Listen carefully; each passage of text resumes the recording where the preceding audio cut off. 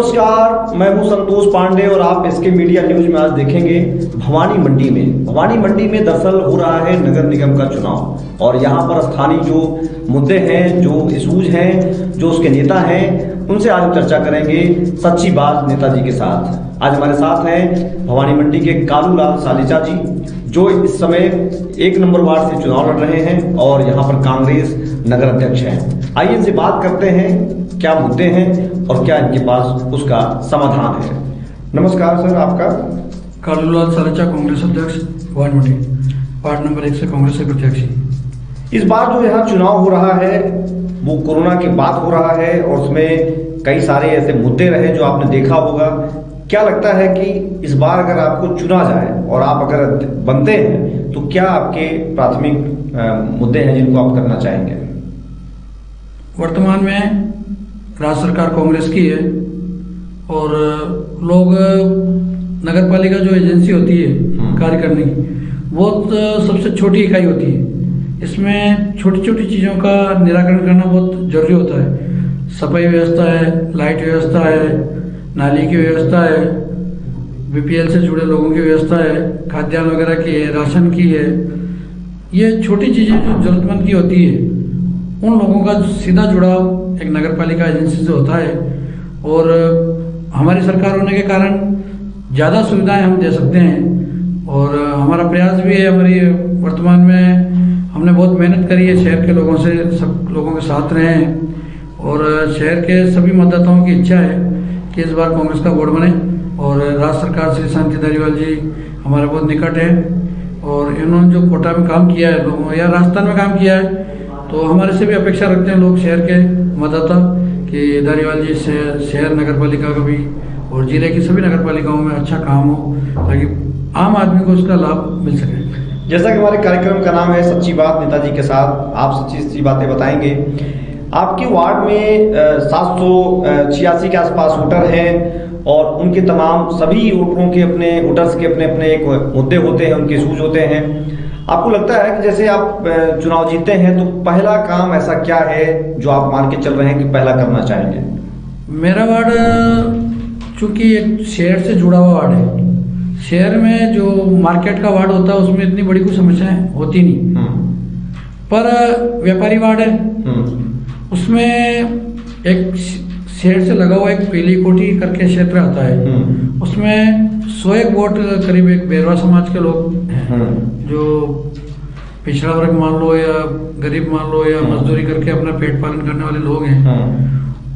पीली कोठी में अभी तक के पुरानी बस्ती है और वो एक तरह से कोई कहता कि प्राइवेट खाते की है, कोई सरकारी जमीन है, उसके उनके खुद के भी पट्टे नहीं है।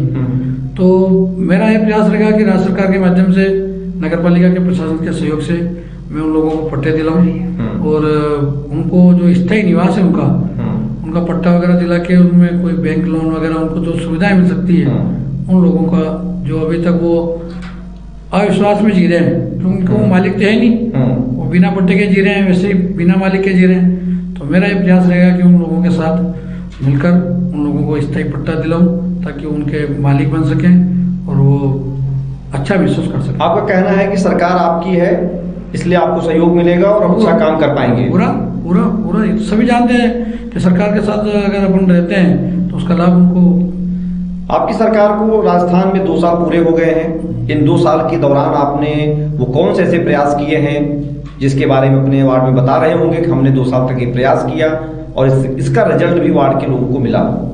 सरकार बनते ही आप देख लो, जो पेंशन व्यवस्था थी, गहलोत साहब ने पेंशन बढ़ाई, खाद्यान्न व्यवस्था में जो भी 2 साल में गेहूं वगैरह मिला वो वापस 2 रुपए का 1 रुपए किलो में भी मिलने लगा जो जरूरतमंद लोगों को था।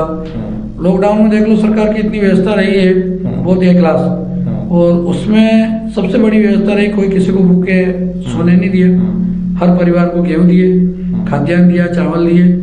और इलाज के नाम पे मैं खुद इस बीमारी से ग्रसित हो गया था। मेरा खुद का इलाज गवर्नमेंट में प्रतापनगर में जो हमारा सेंटर था कोविड सेंटर, उसमें इलाज हुआ और इतना अच्छा हुआ, वीआईपी से बढ़कर ट्रीटमेंट। वहाँ जितने भी गरीब लोग आए सभी अच्छे लोग आए।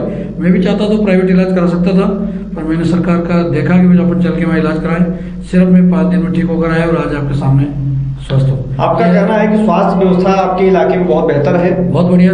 वार्ड नंबर 1 में जो आपके दूसरे प्रतिरोधी दल के लोग होंगे जो चुनाव लड़ रहे होंगे, उन्हें न वोट दे करके, उन्हें न चुन करके आपको ही चुना जाए, ऐसी कौन सी 5 प्राथमिकताएं आपकी हैं जो आप अपनी जनता को बताना चाहते हैं? मैं एक तो लोकल हूँ, मैं जिस वार्ड से मैं प्रत्याशी हूँ, जिसमें मैं रहता हूँ, 30 साल से मैं वहाँ निवास करता हूँ। मैंने मेरे जीवन में 30 साल में अगर किसी का सहयोग किया होगा या जनसेवा की होगी या मेरा अच्छा व्यवहार रहा होगा, तो वो लोग मुझे 100% मतदाता मुझे बहुत नज़दीक से जानते हैं, करीब से जानते हैं, मेरा जीवन जानते हैं, मेरा राजनीतिक जीवन जानते हैं, सामाजिक जानते हैं, पारिवारिक जानते हैं, व्यवहारिक जानते हैं कि मैंने वैसे मैं 20 साल से कांग्रेस का शहर अध्यक्ष हूँ। बीच में हमारी सरकारें रही है, मेरा कार्यकाल रहा है, मैंने लोगों की सेवाएं पूरे शहर में क्या की है वो सब जानते हैं।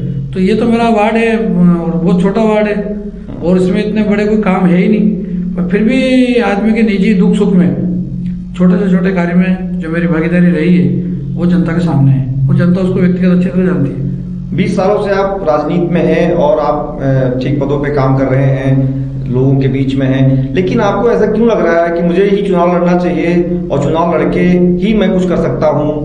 ये एक जो है आप लोगों को बताना चाहें। राजनीति में नगर पालिका एजेंसी लोकल एजेंसी होती है और वहाँ जहाँ तक अपना बोर्ड नहीं बनता या अपन उसमें अच्छे ओहदे पे नहीं होते हैं तो काम कराने में थोड़ी दिक्कत आती है। जितना काम पद पे रहकर सरकार का सहयोग लेकर अपन कर सकते हैं जनता के हित का, दुख सुख का, उतना बिना ओहदे के करना दिक्कत आती है।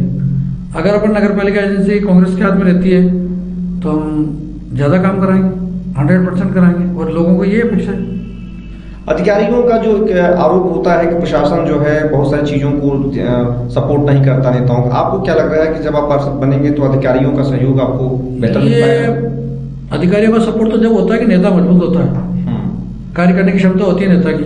अधिकारियों से किस तरह अपन काम ले, अधिकारी हो सकता है कहीं लापरवाही बरते, तो अगर आपका मैनेजमेंट कंट्रोल है, नेता दुरुस्त है, जनता के हित की बात करता है, तो अधिकारी अपने आप काम करते हैं। अधिकारी करते ही काम, अधिकारी सरकार के साथ रहते हैं। सफाई की क्या व्यवस्था है आपके इलाके में? सफाई की एक क्लास व्यवस्था है, कभी कोई शहर में शिकायत ही नहीं है। अभी जब से हमने हमारा प्रशासन 5 साल तो इनका बोर्ड रहा, 4 साल इनकी सरकार रही और अभी वर्तमान में 2 साल हमारी सरकार रही, धारीवाल जी मंत्री रहे, हमने बहुत काम पीछे से कराए और वो सामने नहीं आ पाता क्योंकि इनका बोर्ड था। अभी जुलाई के बाद जब इनका बोर्ड हटा और प्रशासन के हाथ में काम आया, हमने अभी कम से कम 12 करोड़ रुपए के काम अभी 2 महीने में करवाया लेके धारीवाल जी से लेके, सिर्फ 2 महीने में। शहरी विकास के नालियाँ, रोड, हर काम, लाइट की व्यवस्था करी चुस्त दुरुस्त है। आज की तरह शहर में कोई दिक्कत ही नहीं आएगी आज की तारीख में, जितने हमने 2 महीने में काम किए।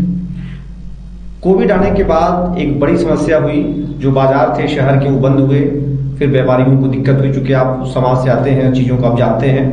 उनके लिए क्या प्राथमिकता होगी आपकी कि उनकी दुकानें फिर तरीके से चलती रहें, सही तरीके से? फिर से जब ये कोविड का आया तो हमारे केंद्र सरकार ने व्यवस्था करी, पर इतनी नहीं कर पाया जितनी उनको करनी चाहिए थी समय से पहले। सबसे बड़ी तो ये आई कि जो आदमी जहाँ फंसा हुआ था वहां से निकलकर उसके पास साधन तो बचा नहीं, रेलवे बंद है, बसें बंद है, ट्रांसपोर्ट बंद है, वो पैदल जाए तो कहाँ से जाए? और पैदल जाने के बाद उसको पानी मिले तो कहाँ मिले? प्लेटफार्म सारे बंद थे। लोग रेलवे लाइन, हमारे यहाँ रतलाम जिला एक ऐसा है जहाँ गरीब मजदूर बहुत रहते हैं, तो वहाँ वो हर जगह मजदूरी करने जाते हैं, जैसे कोटा गए, जयपुर गए, सवाई माधोपुर गए, तो रिटर्न में उनको पैदल जाने का रास्ता नहीं था। तो बहुत सारे ऐसा कि रास्ता पूछ के कहाँ जाएंगे, तो रेल की पटरी चलो। अब पटरी पे उसको पानी कहाँ मिलेगा? पीने का पानी नहीं, खाने को तो छोड़ो, पर पीने का पानी नहीं मिला। सामान उठाने के अलावा कोई रास्ता नहीं था, वो कंधे पे उनके सामान रहते थे। बच्चे जो पैदल नहीं चल सकते वो कंधे पे रहते थे। जिन्होंने रोड का रास्ता लिया उन लोगों को हमने बहुत सेवाएं की। और भवानी मंडी का शहर ये सौभाग्यशाली शहर रहा कि हमारे यहाँ जो भी बाहर से यात्रीगण आए, एक भी यात्री यहाँ भूखा नहीं गया। हमारी अन्य क्षेत्र सेवा संस्थान है भवानी मंडी शहर की, तो सभी दानदाताओं के सहयोग से चलती है। एक क्लास रही हो, कोविड की पूरी पालना करते हुए हमने हर व्यक्ति को, शहर में भी जो गरीब लोग थे, जो रोजगार नहीं कर पाए, बाहर निकालने। पानी को लेकर की चर्चा करेंगे। पानी के बारे में यह है कि जो यहाँ टेक्सटाइल जो कंपनी है, जो फैक्ट्री है, उसका पानी उसके वजह से दूषित हो रहा है और लोगों को साफ पानी पीने को नहीं मिल पाता है। आपकी प्राथमिकता में ये कितना लगा हमारी है? प्राथमिकता, हमने बार बार उनको नोटिस देके भी सूचना करवाया, सरकार के माध्यम से भी उनको खिलवाया है और उन्होंने उस पानी को डैम में डालने से रोका है। आप कह रहे हैं मतलब उस चीजों को आपने सॉल्व कर दिया है? करा। रोजगार को लेकर के क्या योजना है अपनी? रोजगार राजस्थान टेक्सटाइल मिल से लगे हुए जो करीब 4-1 मजदूर हैं उनको पूरा रोजगार मिला। लॉकडाउन में जरूर दिक्कत आई, बंद भी रहा, फिर बाद में उन्होंने आधे मजदूरों को काम पे बुलाया और करीब 60% लोग काम पे जा रहे हैं। उन लोगों को बड़ी दिक्कत आई और दिक्कत तो वैसे सबको आई, जो मजदूर वर्ग से जो डेली रोजगार करने वाले लोग हैं उनके बारे में केंद्र सरकार ने कुछ सोचा नहीं। पर अच्छे लोग जैसे मान लो आप हलवाई मान लो, शादी ब्याह से संबंधित टेंट वगैरह मान लो, उन लोगों को इतनी दिक्कत आई कि मजदूरी नहीं मिली। वो गांव में खेती करने भी गए मजदूरी करने, चाहे फसल काटना हो चाहे फसल भरना हो, काश्तकार के वहाँ मजदूरी करने गए तो वहाँ भी नहीं उनको रोजगार मिला। बहुत ही दुखद स्थिति है इस बार कोरोना कोविड काल में लोगों ने। अब तो आपसे राजनीतिक सवाल करना चाहूंगा। एक तो ये कि जैसे पार्षद का चुनाव हो रहा है, मोदी की योजनाओं को लेकर के बीजेपी जा रही है, ये उनका अपना अलग पक्ष है। आप लोग किन की योजनाओं को ले जा रहे हैं बताने कि अगर मैं आऊंगा तो ये कर दूंगा, कुछ ऐसी योजना है अपने पास? बिल्कुल है भाई, हम जाएंगे, राज्य सरकार हमारी है, जो भी गरीब वर्ग के लोग हैं, असहाय लोग हैं, जिनको आवश्यकता होती है, जो पूंजीपति लोग होते हैं उनको तो इतना कोई आवश्यकता होती है, उनको तो विकास के लिए अगर कोई जरूरत पड़ेगी, भाई मेरे मकान के बाहर नाली नहीं है, नाली लगा दो, पोल नहीं है तो पोल लगा दो, लाइट लगा दो, उनको तो नगर पालिका से जरूरत होती नहीं। पर जो एक गरीबी रेखा से नीचे के लोग हैं उनको उस नगर पालिका से बहुत बड़ी आवश्यकता की जरूरत पड़ती है। उनको खाद्यान्न की, राशन की, बीपीएल के लाभार्थी जो परिवार होते हैं उनको बीपीएल का पूरी लाभ मिले, पेंशन व्यवस्था समय पर उनको पेंशन राज्य सरकार द्वारा दी जाए वो मिले, ताकि उनको सहायता मिल सके। मतलब आप अशोक गहलोत सरकार की योजनाओं को बताने जा रहे हैं, बता रहे हैं और उसी आधार पर वोट मांग रहे हैं। हमारा पैमाना रहा कार्य करने का, उसी के आधार पर मांग रहे हैं, हमारी सेवाएं रही है।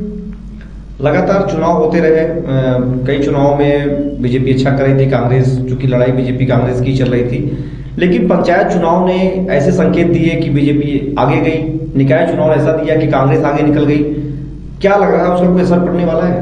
पंचायत चुनाव तो देखो एक तरफा, पहले उस टाइम बीजेपी की सरकार थी, इसलिए हमारी सरकार को बिल्कुल कम टाइम था, कम काम कर पाए थे, इसलिए इन्होंने वापस वो झूठ बोल के बरगलाने का काम किया और ये पंचायत चुनाव में हमारा प्रतिशत थोड़ा कम रहा।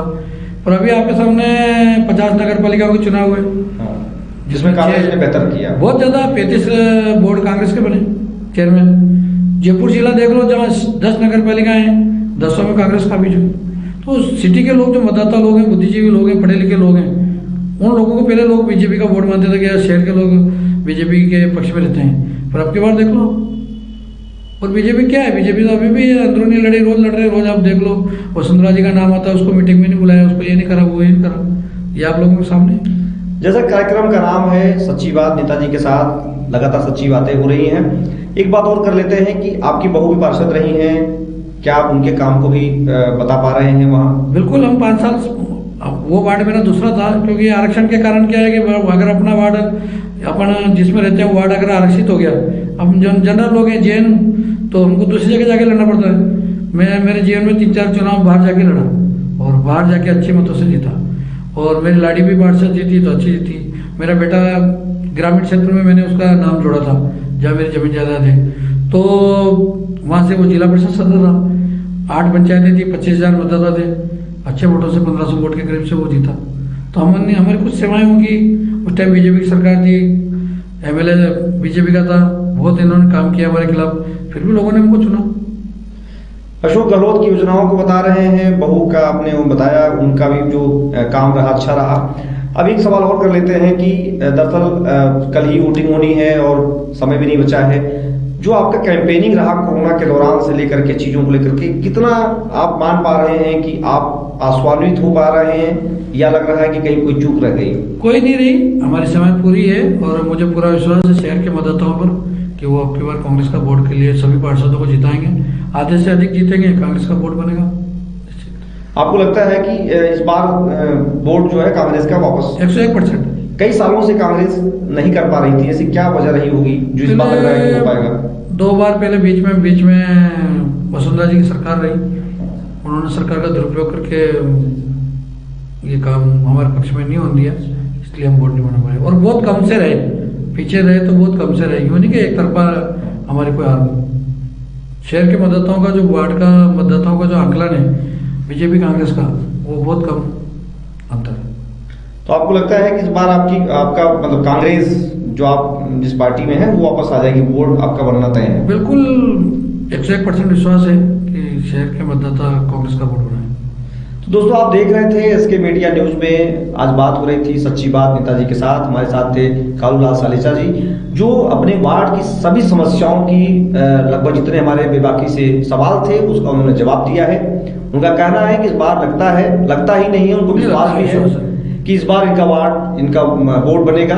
और ये उन सारी जो अभी वादे हमने किए, इनसे जो हमने बातें की हैं उसको सारा ये डिलीवरी करेंगे, पूरा खरे उतरेंगे। 5 साल वोट बना तो हम जो हमने अभी हमसे जो अपेक्षा है वो उस पर पूरी खरा उतरने का प्रयास करेंगे। सर आपने समय दिया, इसके लिए बहुत बहुत धन्यवाद। मैं भी इसके मीडिया का बहुत आभारी हूँ कि आपने मुझे याद किया, और यहाँ जो मेरी बात शहर के मतदाताओं के सामने रखने का जो आप लोगों ने प्रयास किया है, उसके लिए मैं शहर कांग्रेस कमेटी की ओर से आपका बहुत बहुत हार्दिक आभार प्रकट करता हूँ, और आपका स्वागत करता हूँ इस योजना के लिए, एक सच्ची बात नेताओं के साथ। ये आप सभी आपके पास आएंगे सही, क्योंकि आप मीडिया है, सबको बुलाएंगे, करेंगे, अपनी बात रखेंगे, और शहर के सामने एक अच्छी बात जाएगी।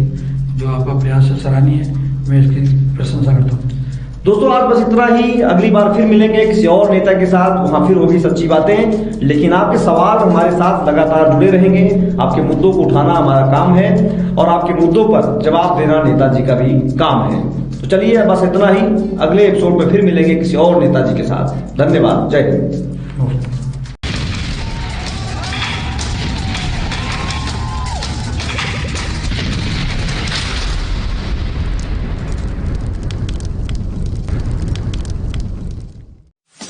SK media news.